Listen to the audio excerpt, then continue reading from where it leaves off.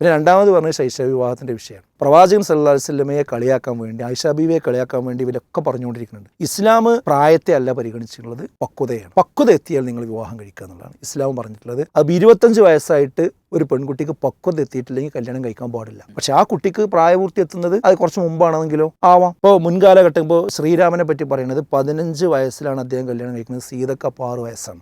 അതേപോലെ ബുദ്ധരാകട്ടെ 16ാമത്തെ വയസ്സിൽ കല്യാണം കഴിക്കുന്നത് 16 വയസ്സുള്ള യശോധരനെയാണ്. ഗാന്ധിജി ആകട്ടെ 13ാമത്തെ വയസ്സിൽ കല്യാണം കഴിക്കുമ്പോൾ കസ്തൂർബക്ക് 14 വയസ്സാണ്. ശിവജിക്ക് 12ാമത്തെ വയസ്സിലാണ് അവർ കല്യാണം കഴിക്കുന്നത്. സായിബ എന്ന് പറയുന്ന അവരുടെ പത്നിക്ക് 10 വയസ്സാണ്. ടാഗോർ 22ാമത്തെ വയസ്സിലാണ് കല്യാണം കഴിക്കുന്നത്. മൃളാണിനി എന്ന് പറയുന്ന അവരുടെ ഭാര്യയ്ക്ക് 10 വയസ്സുള്ളത്. അങ്ങനെ കാലഘട്ടമാണ്. ആ കൂട്ടത്തിൽ EMSന്റെ കാര്യം എന്ത് ചെയ്തിട്ടുണ്ട്, പിന്നെ ബഹാവുദ്ദീൻ നദവി പറഞ്ഞിട്ടുണ്ട്. അപ്പോൾ അതൊക്കെ വെച്ചുകൊണ്ട് ഇസ്ലാമിന് ആർക്കും കുതിര കയറാം. അതിനൊരു വിശദീകരണം യുക്തിപരമായിട്ട് പറയുമ്പോൾ അത് വിവാദമാക്കി ചാപ്പയടിക്കുന്ന രീതി ശരിയല്ല.